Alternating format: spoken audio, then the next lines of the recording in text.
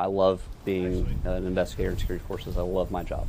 The problem-solving aspect, talking to people, just kind of figuring out what happened. You take a little bit of information, and then in a week we have a 10-page report. Okay. I absolutely love that.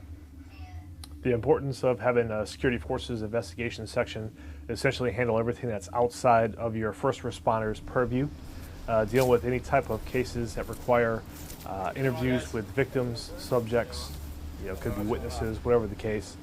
Our job is to be way more in-depth, do more in-depth interviews, do crime scenes, collect evidence, preserve evidence, and then ship all that stuff off and do a very detailed report on basically what happened, all the facts and circumstances, and then we'll go to court-martial if it hits that point.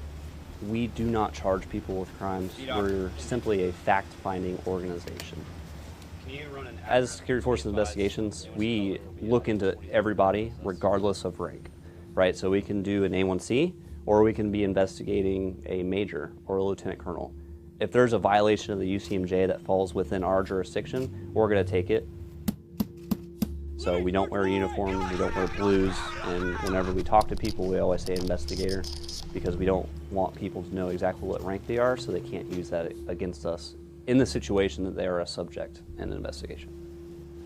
Part of our unique mission here is to train defenders on the legal procedures, how to establish crime scene properly, how to collect and preserve evidence, and how to do a complete traffic stop as far as if you do find something, kind of the steps that you would take afterwards.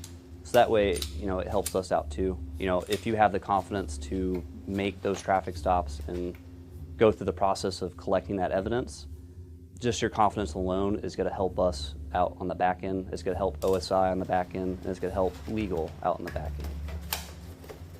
We work with a high caliber of investigators. It's very difficult to to become Security Forces Investigator.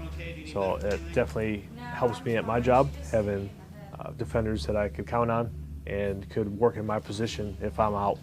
I feel comfortable with them briefing the wing commander or any leadership at that matter. So the benefit of being security forces and moving into investigations is you already have that baseline first responder mentality. So to move into kind of a detective aspect of the job, it's very easy, and a lot of these guys are very good at it.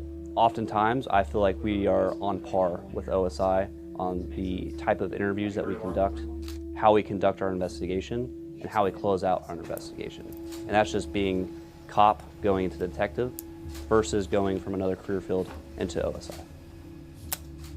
I would say one of the toughest things working with would be the victims, because we need to comfort them, but at the same time try to extract information. As investigations, we want to gather all the facts so we can understand what happened, so we can present that in our report. We deal a lot in domestic violence and child endangerment, so we have a lot of stuff that emotionally is very challenging to kind of see and kind of help these people through what they're going through.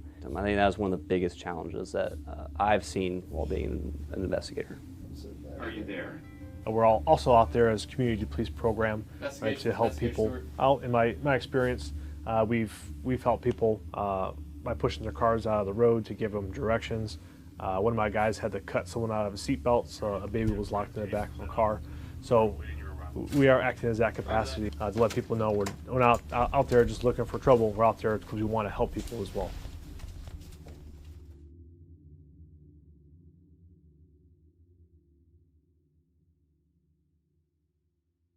If you're a victim of a crime or know of any crimes committed, please contact Security Forces Investigation Section or Base Defense Operations Center at 257-3108.